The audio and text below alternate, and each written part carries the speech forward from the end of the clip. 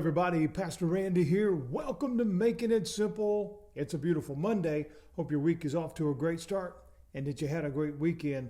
We did a little teaser at the end of last week about a new teaching series starting today. Making a trade. What does that mean? What are we going to be looking at? We take this from Psalm 56. As we see the writer here telling us, when I am afraid, I will trust in you. Of course, speaking to God. In God, whose word I praise, in God I trust, I will not be afraid. What can mere mortals do to me? For a lot of years, back in the 70s, I guess it was, if I remember right, there was a guy named Monty Hall. He hosted a popular show called Let's Make a Deal. And I do believe there's a remake of that today, but we're talking about the times that I remember. The idea in this show was to be offered a prize that may give you a chance to trade it for something else. Maybe it would be something better. Maybe it would be, a total bust. It was always a gamble. The concept of trading is indeed to always improve the situation or the condition. We want to trade something. We want to trade an old car for a better car, things like that. And indeed, that's what the word means. It means to give in exchange. I want to trade you for this because in my mind, what you have is better than what I have, and maybe vice versa. In other words, we give one thing to get one thing. Here's a harsh reality, my friends. We live in a world ruled by fear. Now, many people, I don't think, would disagree with me on that, but I don't know that everybody recognizes that. That every time something new comes down the pipe, what is done to generally capitalize on that? Scare everybody to death. Whether it's a new disease or a new movement or a new this or a new that. Let's get everybody worked up into a frenzy. Let's get everybody just overwhelmed with fear. Why?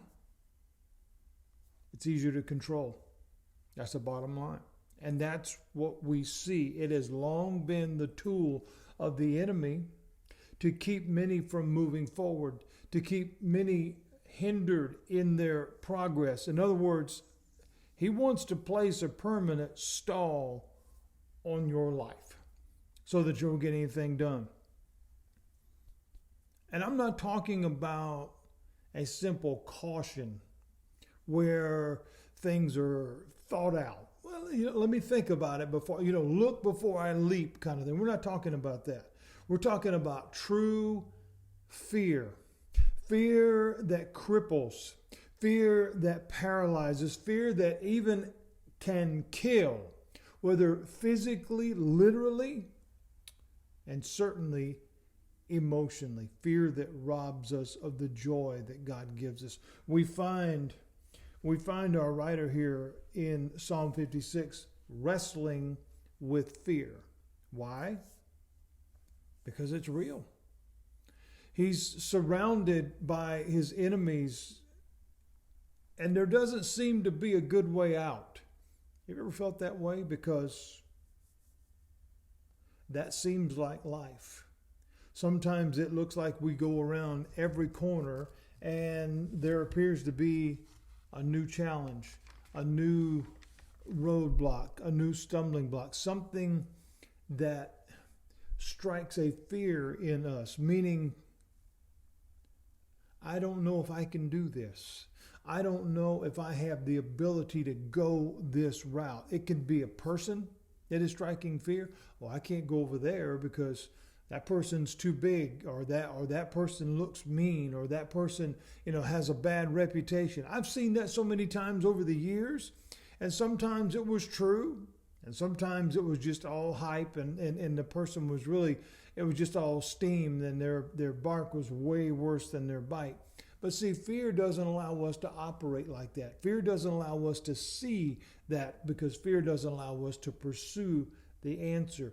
Fear can be a person. Fear can be an issue. Fear can be an object. Fear can be an emotion. It doesn't matter whatever the case is. Fear has been used and continues to be used to create control. And that's what we need to understand today as we're thinking about this. Fear is the enemy of faith. In fact, they are total opposites in every possible way. It truly is a thief, and it robs us of the best parts of our life. I mean, friends, we've got literal sayings that have been passed down through the years and still continue to be used right now. I really, really would like to, but I'm afraid it won't work. Okay, let's think about this. I've got a vision.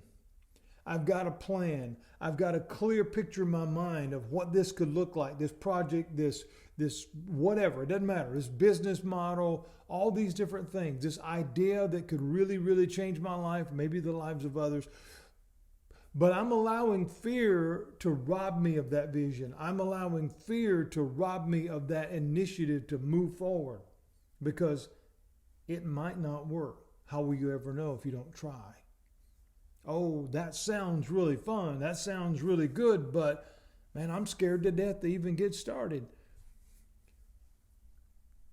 What do we grasp when we begin to understand this? Fear brings nothing good to our life. It's time to make a trade. It's time to make a trade. We read in this verse, when I am afraid. Okay, so the writer here is acknowledging that time comes, that time exists. It is real. It happens. We have to admit that too. There's things that we're afraid of.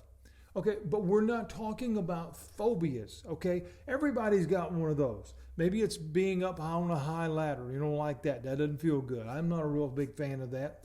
Wasn't so much bothersome as a young person. Getting a little bit older and not as stable as I was at one time, yeah, that's really not my bag. Snakes and bugs and whatever, I don't care for those things. I don't like them. I don't want them on me. I wouldn't say fear as it just paralyzes me in place, but I certainly don't want to be around it. Okay, but everybody's got those kind of things. Deep water, I've shared that before. Okay, so those are one level of fear. That is one thing, but those two strike a lot of issues to where we're not allowed to move forward if we focus on the fear. But here's what the writer says. When I am afraid, so when that moment comes, and it's going to, because again, we look back, whether it's a person, whether it's an issue, an object, whether it's an announcement on the news, whenever fear strikes me, the writer says, I will trust in you. Speaking of God, speaking of the Lord. In other words, he saw the benefit, the writer here sees the benefit of trading his fear for faith. What is the benefit of that? Peace. Peace of mind, peace of heart, peace with God. This is so important, friends. When we are able to face, when we are able to look at fear and clearly have the narrative, clearly have the mindset and the vision and the understanding to say, not today. You will not win today. When I am afraid, I will trust in you. See, friends, this is the establishment of relationship. While I teach that exclusively in my ministry, we find it at the center of this. Do I trust God or not? Because there's no in between. Either I do or I don't. And we've talked about that here at Making It Simple. But I want us to look at this verse and really, really begin to understand, when I am afraid, I'm going to acknowledge that that time comes. But I'm also hearing now, and I'm beginning to realize, okay, that does me absolutely no good. Being cautious and being mindful is one thing. Being fearsome is another, because fear does not allow me to move forward. Think about that for a minute. Fear does not allow me to move forward. Fear hinders all progress. And in the process, what is it doing? It's robbing, it's stealing, it's killing. The tools of the enemy. It's killing my joy. It's robbing me of my joy. It's stealing my joy. All of these different things. That's what it does, because it doesn't allow me to see beyond the object or the person. We see the story of those that have been promised the promised land, those that have been told, go to the promised land. They send forward some spies, they're told, to go and check it out. Okay, God said you could have it. Let's go look at it. So they sent these on, and they went over and they looked, and they came back and they said, it's every single thing that God said it would be. It's unbelievable. It's absolutely fantastic. But what did that but do? The but caused a pause. The but said, well, wait a minute. What do you mean but? What? Oh, well, I mean, it's everything God said that it would be, but there's giants there. There's really big people there. And there's big walls there. So we could never do it because we're afraid. They're too big. The wall's too high. We do that to ourselves all the time. God made a promise. God made a promise that he would walk with us every single day and he would never leave us and never forsake us. Do we trust that? Or do we not? We're going to talk more tomorrow about trading our fear for faith and really beginning to enjoy life. I'll see you tomorrow. God bless you.